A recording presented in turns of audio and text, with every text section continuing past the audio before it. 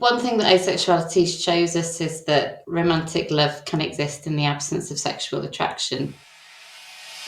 You're listening to Good as in the Details. I'm Gwendolyn Dolske, and Rudy Salo is on holiday, but today I have two philosophers for guests that I'll be potting with. We have returning guest, philosopher and author of Romantic Agency, Luke Brunning, and philosopher Natasha McKeever. They published an article in the Journal of Applied Philosophy that is on asexuality, and if you go to our Patreon, you can get a link to it. So I found this article that they wrote so interesting because in understanding asexuality, it gives us more questions or more distinctions and more understanding about the nuance of attraction, desire, and romantic love. We learn that asexuality is a spectrum and that there are a lot of myths around it. When it comes to this spectrum, this can mean gray sexuality, which means a limited interest in sexuality, or demisexual, which means that there needs to be a strong emotional bond before attraction or desire even come into the picture. And I say all of this, dear listeners, because as I was listening to the episode back, I realized I made a logical error. And as much as I would love to edit it out so that I just sound like I know what I'm talking about at all times, that would be disingenuous. I thought I would highlight it so that we can all learn together. And what I did was that even though I reached out to Luke and Natasha after reading their article, and I took notes on it, and I thought that I had a grasp on this, I noticed that when I was asking them questions, I fell back into my assumptions about what asexuality meant. So in other words, despite my interest and my thinking that I researched this and understood it, I fell back on the assumption that asexuality had a very narrow definition, meaning that you are without partner or you don't have sex at all. And the entire point of their article is that that is not true for everybody who is asexual. So it was a learning moment for me. I'm just putting it out there so that you can see it too, that even sometimes when we're reading something new, we might fall back into our own assumptions. And this can lead to the fallacy of loaded questions, which means that the conclusion or the assumption is the foundation of the question that then leads to an answer that would support said assumption. Fortunately, Luke and Natasha are absolutely brilliant, and they are able to give all of the details about what asexuality means. The other thing I found really interesting in this article was that there is a cost to not understanding asexuality. There is a small percentage of the population that identifies in this way, and yet because our cultural and legal systems are organized around a particular idea of romance, if somebody does not participate in that, there can be issues that are worth delving into. And I will just note before we get started, please do go to our patreon.com. I've got Philosophy Unplugged. It's discussion questions that go with some of our episodes I've used in the classroom, and I wanted it available for if you just like thinking about philosophy more deeply, or if you're an educator, you can include it in your syllabi. It's available on patreon.com. It's also available on Amazon. I will link that in the show notes. Okay, without further ado, let's talk with Luke and Natasha about asexuality. First of all, Luke, thank you for coming back. That's my pleasure. I loved your book, Romantic Agency. Now I'm following you on social media, and then I saw this paper that you and Natasha co-authored on asexuality. It is a topic I have not really thought much about. I am absolutely stunned by the significance of addressing what is asexuality. And then my other thought as I was reading it was, what does it matter almost? And then you both address the harms or the consequences to not understanding asexuality. And I don't want to get ahead of myself, but that I can't stop thinking about. So let's get started. I guess my first question would be, what is the idea, like the cultural idea of asexuality, and what is the myth that you're debunking? What is it actually versus how is it perceived? Sure. So asexuality means the lack of sexual attraction to other people. I think the myth is that it's often conflated with lack of sexual desire or sexual activity or lack of romantic desire. But actually, we can pull apart all of those things, and asexuality kind of is a useful kind of reminder that we should pull apart those things. So asexual people won't feel sexual attraction to others, but they may still desire to have sexual activity with people, with partners, for other reasons, to relax, to feel close, to let off steam. So thinking about asexuality can also help us to think about the different reasons people might want to have sex. Yeah. And it also helps us think about romantic relationships, perhaps in a different way as well. So another myth that asexuality helps us debunk is that romantic love is necessarily sexual kind of love, and that romantic relationships must be sexual relationships in order to count as romantic relationships. So the fact that many asexual people experience romantic love and have romantic relationships kind of shows us that that's not true. And that's what I thought was so interesting, is that in dissecting and understanding what asexuality is, it brings us closer to definitions or distinctions between desire, attraction, and arousal. What does it mean to have desire but no attraction? That's a good question. I mean, one thing that's also worth pointing out is that another myth around asexuality is one that conflates it with maybe celibacy or with kind of medicalized disorders of desire and arousal. And we see that it's very different, right? So people can experience sexual attraction but be celibate for a range of reasons. And for actually, that might make being celibate a struggle for some people. But I think the goal was to try and peel apart the ways in which attraction and desire can kind of come apart from each other. So we might think of desire as maybe something slightly more general, maybe more orientated towards activity, and attraction as something that focuses on individuals in a certain way or features of individuals. Trying to kind of figure out the kind of relationship between these two concepts is actually really, really difficult, and something that we struggled with in the paper quite a lot, and something that I think actually in subsequent work kind of still struggling with. They're often used interchangeably, and they're often used in ways that are kind of confusing. But the way that we were sort of thinking about it, at least in this paper, was, that desire is a slightly more general notion. It's something that can be satisfied, whereas attraction as such might not be something we describe as satisfied through action. Instead, being attracted might generate desire. It might generate kind of sense of lack that would be satisfied through action. And it might be something that is fairly general, or for some people very narrow. It might focus on certain properties in a way that desire doesn't, and so on. I don't think we're necessarily fully got a clear picture of what the distinction involves, but that's a helpful starting point, that we talk about satisfying our desires. We don't really talk about satisfying our attractions, right? We can be attracted to people that we don't desire to be sexually intimate with. We can be attracted to people that we very much do not want to be sexually intimate with. We have no desire, we have an aversion to, for whatever reason. But similarly, we might also have sexual desires that don't really seem to match up with our attractions. They can be surprising. We can find ourselves really being clear that we're not particularly attracted to this person, but nonetheless feel in a certain context that we're experiencing sexual desire for whatever reason. I mean, is that a helpful starting point? Yes. As I started to unravel what all of these distinctions were, it was just blowing my mind. I thought that was interesting, a distinction, an important one that you made also between celibacy. So celibacy would be a choice. So it doesn't necessarily mean that somebody's asexual, but somebody who is asexual, if they are celibate, that might be due to an orientation. It's not like it's a decision. Like, let's say if somebody decides to become a nun, for instance, it doesn't follow that the person is asexual, right? Absolutely. Yeah. I mean, most people that are celibate are choosing that lifestyle for whatever reason. And celibacy may be a temporary choice as well. So the somebody who has an orientation of asexuality, it's not a choice to be celibate. It's just that the desire is not necessarily there. What it was for a person, but somebody who is asexual can still satisfy a sexual desire, let's say through masturbation or fantasy, but they don't direct it toward a person in the same way with a different orientation. Is that right? That's at least how the experiences of some people are conveyed, right? The thought might be that, there's a kind of experience, a bodily experience of a certain kind of desire for sexual contact, for sexual pleasure. It may be connected to experiences of arousal, maybe not. but that it seems to be disconnected from a kind of standing order sexual attraction. Now, things get complicated because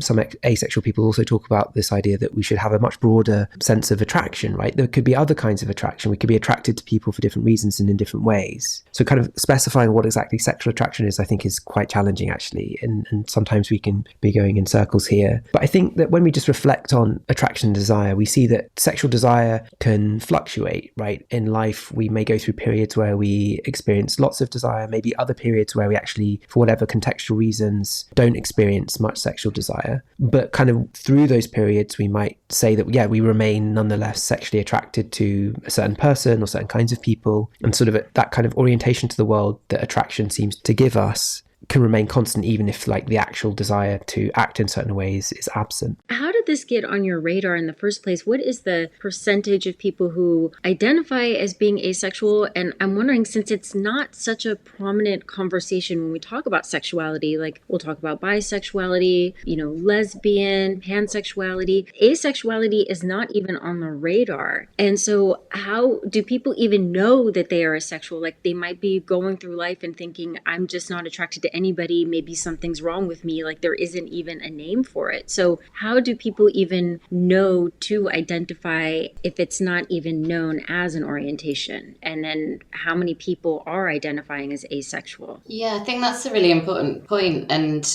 I mean, before we started researching this, I had no idea that asexuality was as common as it is. And research suggests that between 1% and 6% of the population are asexual, which is actually pretty high numbers. It's between 1 in 20 and 1 in 100 people are asexual. So it's a pretty significant portion of the population. As you say, many people haven't even heard the term, they don't know about it. And so they may struggle to make sense of their experiences because they don't have the language to describe them. Yeah. Is there any kind of fluidity to it? Like in the same way that somebody could experience up to their 40s being heterosexual and then find themselves later being attracted to somebody of the same sex. And then there's this explanation that it's fluid. Does that exist for something like asexuality? Yeah. So, I mean, typically people talk about a kind of a spectrum. There's lots of different points on the spectrum. So so-called grey sexuals might be people that do occasionally experience sexual attraction, but very infrequently. And we also find people identifying as demisexual. So they're people that may experience sexual attraction, but only when they've already got an emotional bond with somebody in place. Instead of being like, oh, I'm really attracted to that person, I want to go and get to know them and see if they're interesting and emotionally on the same wavelength. They might only kind of experience the sexual attraction towards somebody once that bond is already there. So there's this kind of spectrum and there's lots of differences along the way. And of course, like everything, how best to understand asexuality is also internally contested in different communities. One thing that we haven't spoken about, which is a kind of huge can of worms in the background, is whether we want to think of this as a sexual orientation or not. We might think that, yeah, it's a very useful way of thinking, but other people might be resistant of that language as well. And there's an even more general background question about whether talk of sexual orientations is kind of useful anymore. And I think attending to asexuality, grey sexuality, and all of these ways in which desire and arousal and attraction can come apart is actually starting to pressure our use of very broad orientation categories because they don't really seem adequate to explain the kind of richness of our intimate lives and experiences. One reason why we got into this as an area of research is simply that we were, sort of teaching and thinking about the philosophy of love, sex, and relationships. And lots of philosophers had accounts of sexual desire. And some of those accounts really seemed to rule out anything like asexuality being possible because of how they were kind of describing sexual desire. And that just seemed interesting, but also potentially ethically worrying for the reasons you mentioned. And one of the things we've seen historically is that it's been very challenging for people to make sense of their experience of attraction, trying to understand what they experience, how that relates to other people's experiences. In the absence of a name or a concept, this has been very difficult. And of course, that makes people vulnerable to being not believed, to being downtrodden, denigrated, in some cases subject to kind of so-called corrective sexual harassment and assault and so on. So it can get pretty nasty pretty quickly. And I think that we're still not in a place where many people really understand these experiences or are taking them seriously. And so as researchers, we just wanted to kind of really think about this from the perspective of existing philosophical discussions in which asexuality played no part as far as we could tell. And things are changing a little bit now. What does it tell us about romantic love? Because I think if somebody is identifying as asexual, then it would be confusing for people to understand the need or the draw or the possibility of a romantic relationship and even having children. So how does that all fit together? Yeah, so one thing that asexuality shows us is that romantic love can exist in the absence of sexual attraction. I mean, that was another interesting finding that we had when we were doing this research, that a lot of philosophical discussion about romantic love assumes that it's a sexual kind of love, and perhaps that sexual attraction, sexual desire, sexual activity are what distinguishes that kind of love from friendship. But asexuality makes us question that, and makes us question kind of if sex isn't the defining feature, then what is? And I think another interesting thing that we haven't touched on is that I think about a quarter of asexual people describe themselves as aromantic, meaning that they don't have any kind of romantic attraction or they don't desire to be in a romantic relationship. But 3/4 of asexual people do have the desire to be in a romantic relationship, and they sometimes describe themselves as being kind of hetero-romantic or homo-romantic or bi-romantic. So having a kind of romantic orientation in terms of the people to whom they want to be in romantic relationships with, even though that's not connected to sexual attraction. I think that's what was making me think of, the study of this, and then it forces us to really examine what is romantic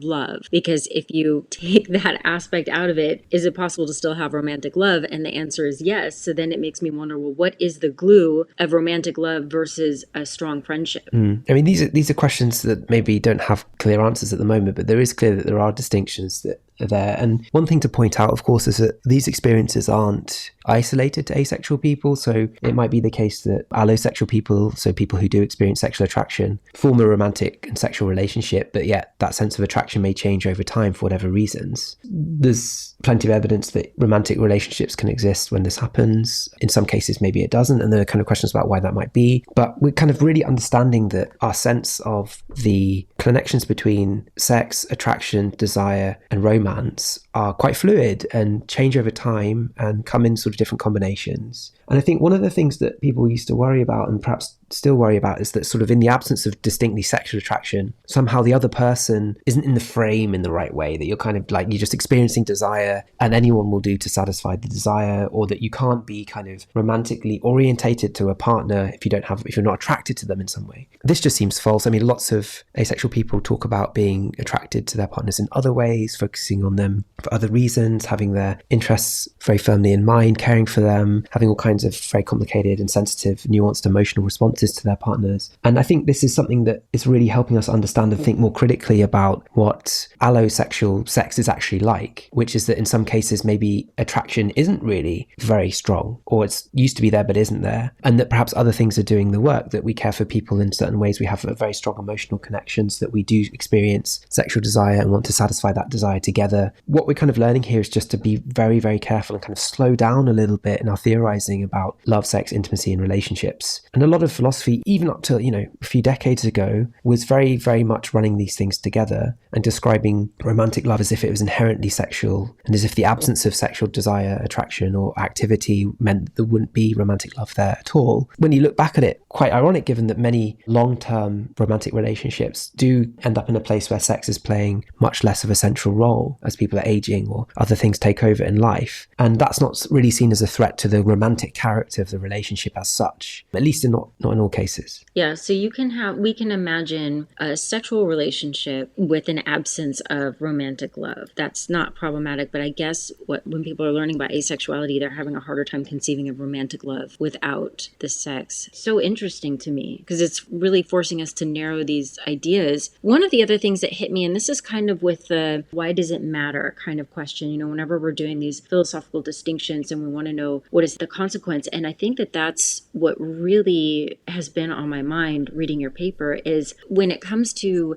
different types of sexuality, lesbian, gay, bisexual, pansexual, there has been this supportive movement to counter the narrative that something is wrong with people who have this orientation. And that is just the way that one is. So there is some support, but I would imagine that with asexuality, I don't know, is that support there? That somebody is asexual, but they might be getting, let's see, all of this noise that something is wrong with you. I was thinking about the emotional turmoil that somebody would experience of being told, no, you're supposed to be attracted or you're supposed to want to be with somebody, and that simply does not exist for that person's framework, the way that they want to be in the world. I mean, I think one of the sad things is that the experiences of asexual people are still seen as kind of fair game for criticism. So they might be told there's a medical problem that needs diagnosing. They might be told that actually they are struggling to come to terms with their sexuality and that they don't want to, confront the fact that perhaps they might be attracted to people of the same sex or something. And all of these forms of silencing or kind of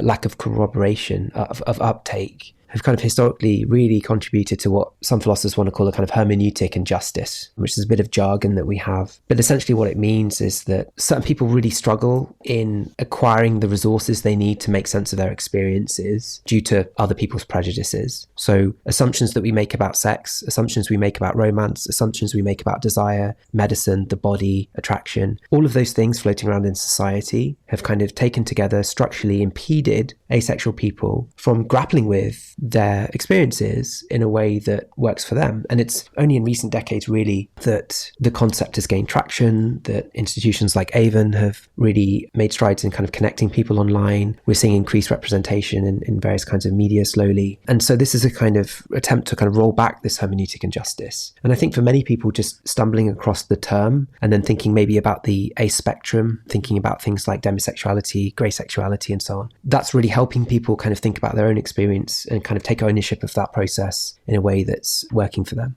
I mean, you also mentioned Martha Nussbaum in this article that healthy sexual relationship is part of human flourishing. And so asexuality would make us counter that narrative or think more deeply about it, that there are people who flourish and have beautiful, wonderful lives and wonderful creative and friendship, and that is not part of their life, and yet they are flourishing, which means that sex is not a necessary condition for a flourishing life. And I guess people who are not asexual can't picture that. And so then we'll look at somebody who is asexual, who just has this absence of attraction, and say, you're at a deficit. And that's what I keep thinking about, how frustrating that must be. And it is a cultural issue, because I was thinking even later in life, and when it comes to the workplace or when it comes to living, that people tend to, let's say, that's the way that we work socially. Like when there's a work party and bring your partner or this or that it might be difficult for somebody to have to constantly explain that they are, maybe without a partner, or that's not part of their life. And that could impact the way people see them on a social or even a work scale. I think that's a really great point. And I think Nussbaum probably had good motivations in saying that sex was part of a healthy, flourishing life, in that she thought that nobody should be denied access to the kind of sexual relationships that they want. But I guess within that, we need to include, for some people, having a flourishing life means having no sexual relationship. And that's kind of the kind of relationships that they want to have access to is not sexual ones. And the other point that you made about,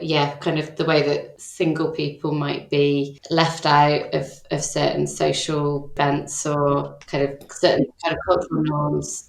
Promotions for work in the States, it's well known that culturally, men who have families, that they are more likely to have a promotion, because the idea of the man being the provider is something that gets into the consciousness of who gets a promotion and who should get paid more. Whereas women with children don't have that same grace. When women have children, it's considered that they need to be home with the kids. So that kind of mentality was making me think about, somebody who is asexual, are they going to be passed over for a promotion, or are they going to be considered too bizarre or strange to be invited out. Like there's some sort of a deviant, or there's an absence to them. I can't stop thinking about that. And I think something that was jarring for me, and maybe because as a woman, when I was reading some of the responses that women will get who are asexual, the kinds of things that people will say to them, like, oh, you're just a lesbian, or you haven't been in bed with me. I mean, that was such a jarring thing, of this idea of masculinity trying to forcibly correct a woman who is not interested.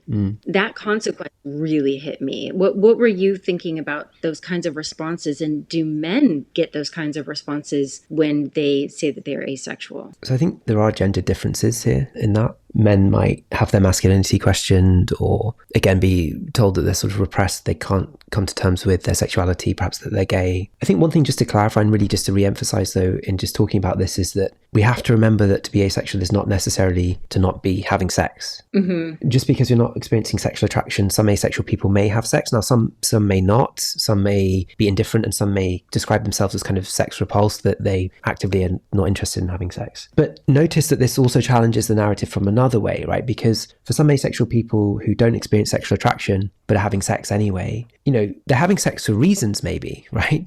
They might be having sex to bring about certain consequences, or out of an interest in pleasing a partner, and all of these other kinds of things. And that really gets us thinking about what good sex looks like, because many people would find that quite challenging. They might think, well, sex without attraction is somehow deficient, and that having sex on the basis of these kind of more external reasons is somehow problematic. And I think we should really challenge that as well. I think that asexuality helps us realize that actually we often have sex for reasons, even if we do experience sexual attraction, and that attraction isn't always motivating or driving our kind of sexual interest. But you're right that the way that asexual people are kind of seen in society does have real social consequences. I mean, just to take one example, and I think this is still true in the UK, but if you're sort of hetero-romantic and you want to be married as an asexual person, your partner still has the power to claim that the marriage never took place. It's kind of voidable. You can be annulled on the grounds of non-consummation, that you haven't slept with the person. So some asexual people worry that, look, under this kind of existing legal framework, they're afforded less protection than other people, right? Because if they don't want to have sex with the partner, there's always this possibility that, their partner could say, well, we never slept together, we never really did get married, right? And in the eyes of the law, that may be seen as the case. So it's getting us thinking about, like, well, what's central to marriage then? Is marriage understood as an inherently sexual relationship? And although people like Nussbaum may be well-meaning, we're now sort of saying, well, no, that doesn't seem to be the case. There can be all kinds of ways in which sex shows up or doesn't show up. It complicates the picture all over the place. I think it's challenging to everyone. I think that asexual people that don't have sex are very challenging to kind of establish narratives about what romantic life looks like. I think asexual people who do have sex but say that they're not sexually attracted to other people are also challenging to establish narratives about sexuality and how we have sex and why we have sex and when we have sex. I have so many thoughts. Oh, I know something else that was brought up in your paper that also had me thinking. Was it in order to describe the distinction between desire and attraction and arousal, there was a parallel with the BDSM community, the kink community. And I was just wondering if you could expand on that, because I don't think somebody's instinct would be to, in order to explore or explain asexuality, to make the connection with something like BDSM. So what is that parallel or that similarity? I thought that was so interesting. I mean, BDSM is a kind of complicated umbrella term, means lots of different things: bondage, domination, sadism, masochism, but also submission, domination. I think one of the things that the kind of comparison really brings to mind is the way that kind of sexuality isn't always lensed through sexual attraction, but can be kind of brought to life, be animated by other relevant facts as well. So if we think that we only have sexual desire and we only want to have sex because we are attracted to specific people, we end up with quite a kind of restrictive picture of sexuality. What we see when thinking about the kind of fantasy life of some asexual people as they describe it is that, well, look, they may be fantasizing about specific roles, particular kinds of ways that people relate to each other, so dominance and submission, for example, or to particular kinds of scenes and situations or contexts. Or they might find that they're sexuality is animated by attention to specific like materials, fur, latex, focusing on certain kinds of sensation. And I think what the comparison really brings to mind is that sexuality can be animated by a desire for certain kinds of bodily experience, certain kinds of tactility, certain kinds of sensation, certain kinds of relationality, certain kinds of power dynamic. All of these things, at no point have we mentioned sexual attraction in any kind of conventional sense. And I think that it's no surprise really that there's a lot of overlap between those communities, not least because they're thinking with an open mind, with a lot of nuance about the internal diversity to kind of human sexual life, the ways in which we can carefully and sensitively attend to each other in ways that bring us pleasure, in ways that kind of foster good relationships without necessarily describing ourselves as kind of conventionally sexually attracted to somebody. That was kind of roughly what we had in mind. It demonstrated the desire versus the attraction or the experience. So the asexuality doesn't mean that there's an absence of a desire for that physical sensation. It's just the absence of, on a spectrum, of the attraction to a person. And that was the similarity, which I thought that was so much.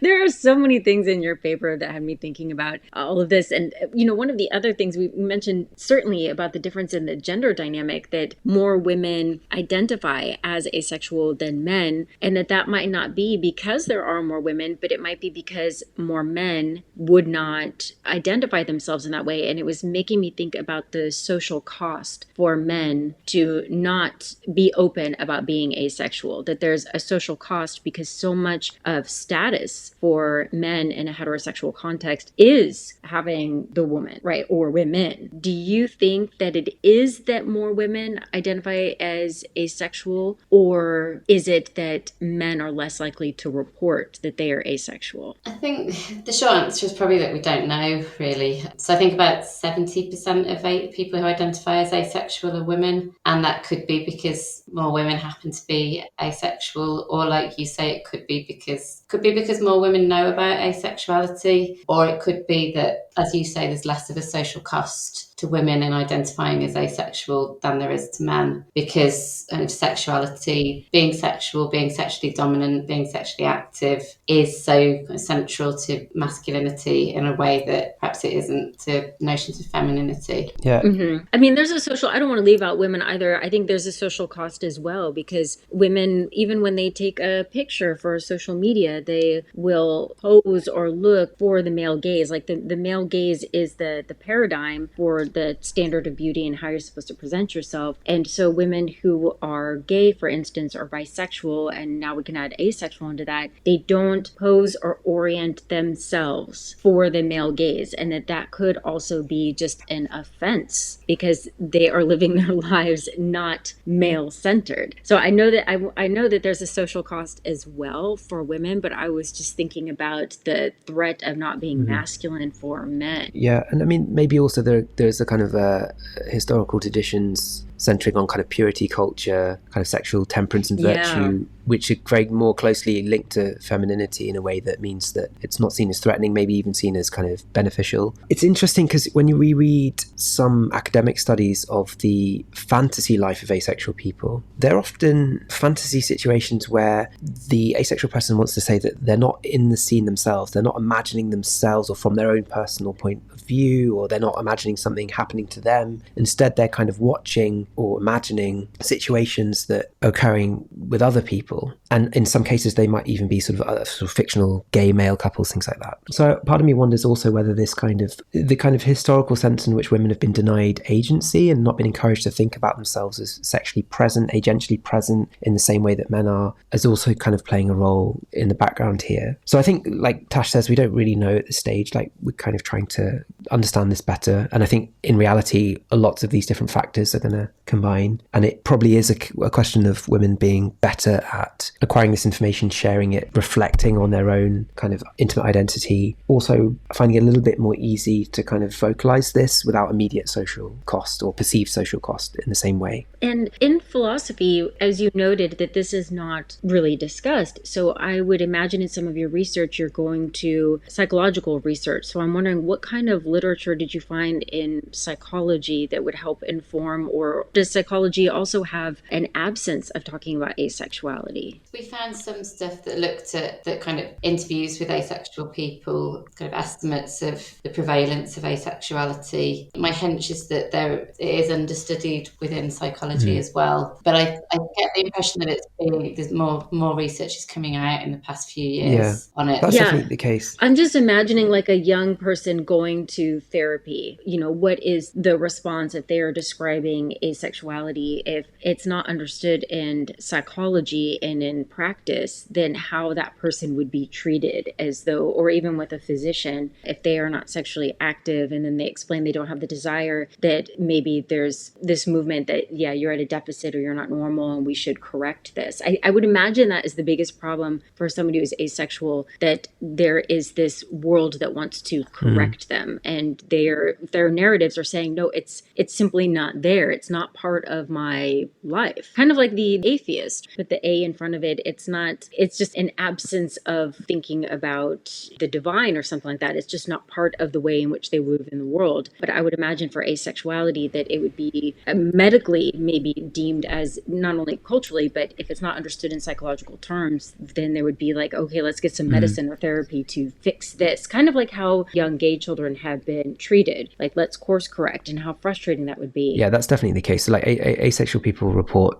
a lot of sort of lack of understanding, a lot of well-meaning attempts for people to suggest they get medical help. I think that, the studies that we drew on were useful. They're often relatively small studies, and they're studies kind of focusing on things like the kind of fantasy life of a certain cohort of asexual people. So like, what kinds of things are they thinking about? How does sexual desire manifest? Just kind of getting a slightly more qualitative grip on the different ways that people can or cannot experience sexual attraction. I think more research is definitely being done, and that's good. But yeah, like, it's still, I think, socially acceptable to kind of medicalize asexuality and to worry that people are kind of not experiencing sexual attraction, and to see this as a kind of a lack. And in some cases, I think those kind of concerns are sort of built on the back of prior wins, as it were, right? So wins for women, wins for people with non sort of conventional or non-widespread forms of sexual desire orientation. The thought being that as we become more accepting that desire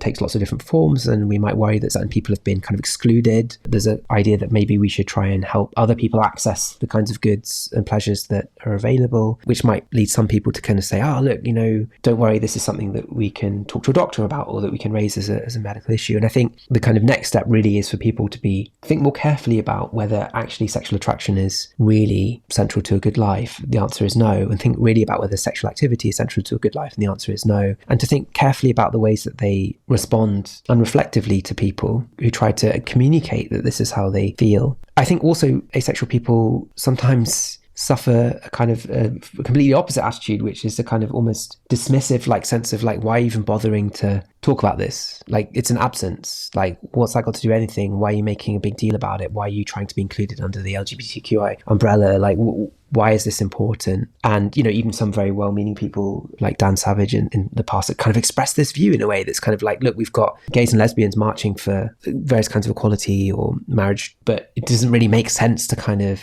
organize behind the absence of something. But actually, I think we're seeing that a lot of the social hostility that asexual people are experiencing, the way they've been marginalized, the way they've been medicalized, the way that they've been suffering from hermeneutic injustice, assault, corrective rape, and so on, really does indicate that it's extremely important to talk about this and to challenge the predominant norms we have, but also to have everyone thinking about the ways they experience attraction, desire, arousal, and sex. Because the one thing that we've learned in talking about this to students and to other people is that thinking about asexuality, grey sexuality, and demisexuality is of value to everyone, because there actually is no real single typical way in which people experience attraction. And attraction is super complicated, and it's very interesting, very fluid. And there's so much richness that is kind of lost under simplistic, very narrow binaries or kind of narrow conceptual schemes. I'm rather new in my academic career to learn and talk about and research philosophy of sex and love. And something that has just really struck me over the years in which I've done this is there's no way to isolate conversations about sexuality from other discussions. I mean, we've talked about cultural issues, legal issues, economic issues, and even with the medical community, that we have our society, economic, legal structure, medical structure wrapped around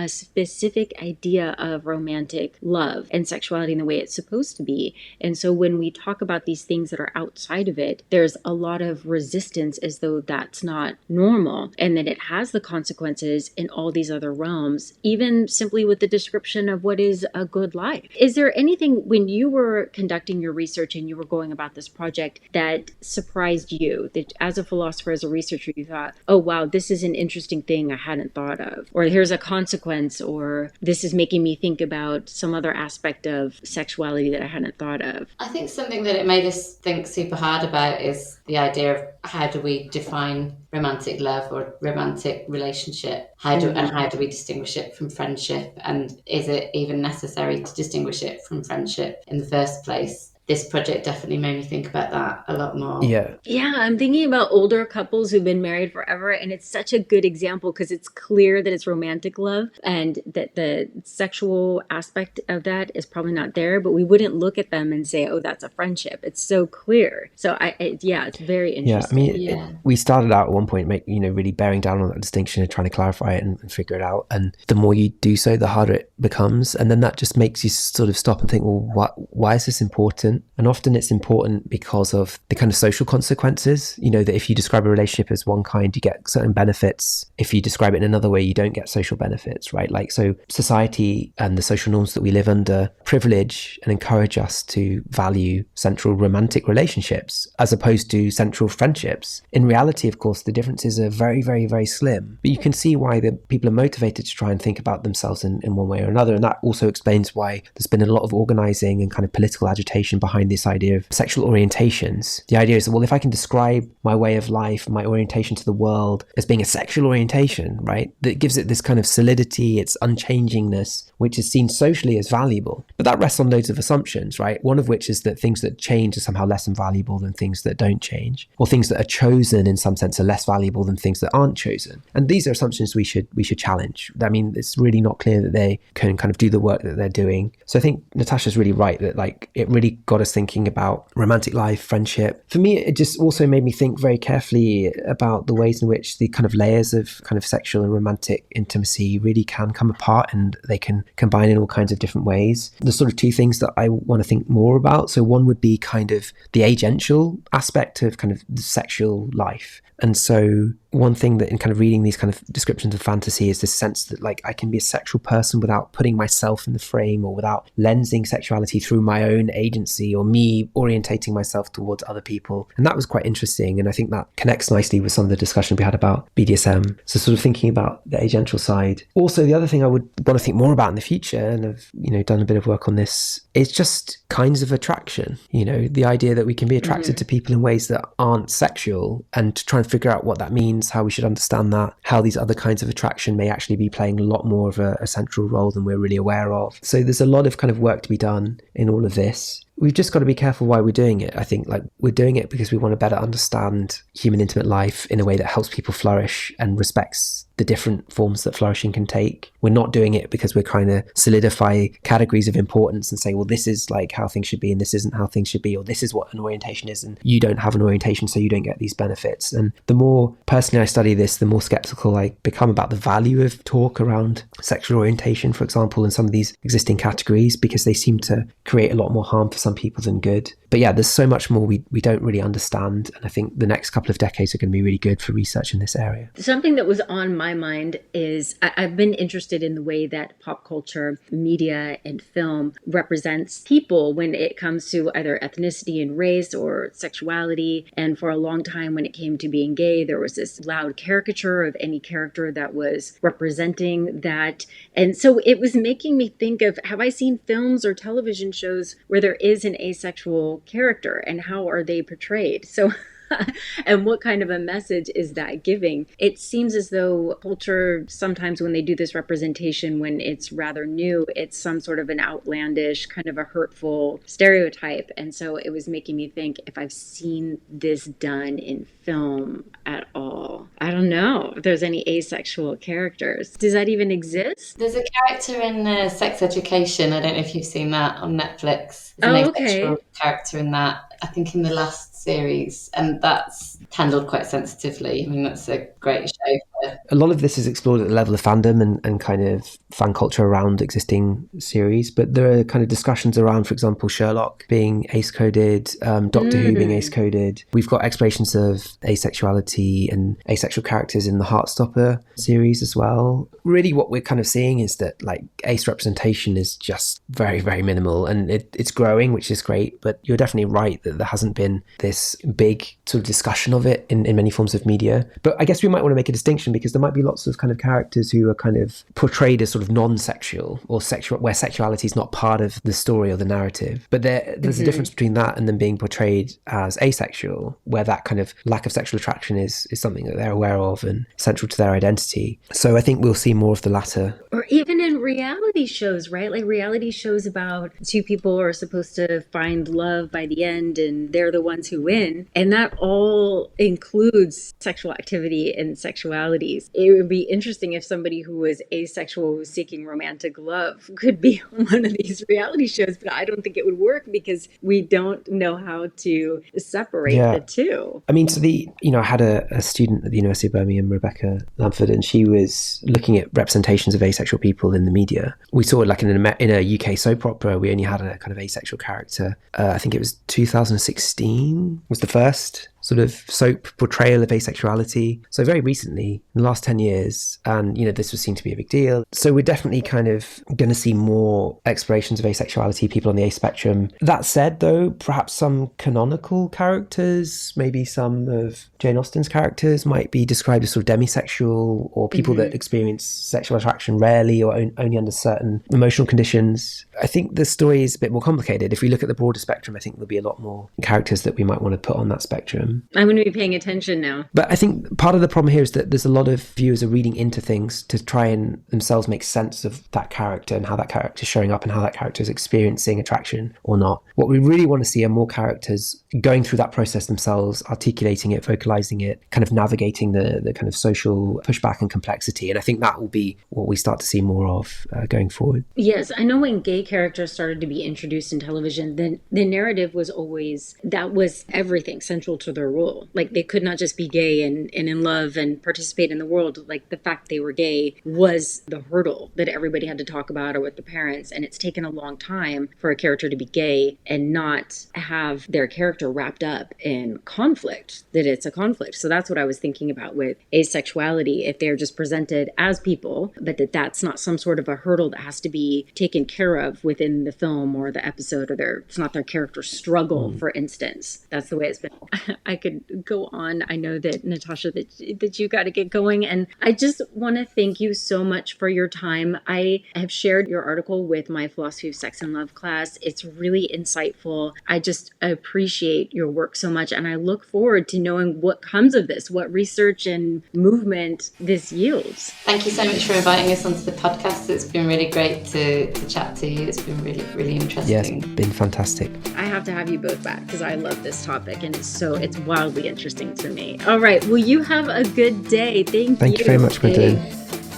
Good is in the Details is produced by Dr. Gwendolyn Dolske and Rudy Sallow. If you're enjoying the pod, be sure that you are following us on Instagram. We're also on Blue Sky, and check out our Patreon for more content. And if you're listening on Spotify or Apple, be sure to subscribe, leave a review, and give us a rating. Share it with your friends. Take a screenshot of this episode or your favorite episode and tag us on Instagram, Good is in the Details Pod. I would love to know what my friends in the psychology space think about this episode. Does asexuality come up? How does it work in therapy? What are the studies? Really, I would love to know your response. You can also get in touch with us through our website, goodisinthedetails.com. And finally, we need to thank our sponsor for this episode, avonmoreinc.com. It's that bridge business. Do you play bridge, or do any of your friends or family play bridge? You got to go to avonmoreinc.com. They have everything you need for your next bridge party. They have posters and smart playing cards, which are also great for kids. Go to avonmoreinc.com and let them know Good is in the Details sent you.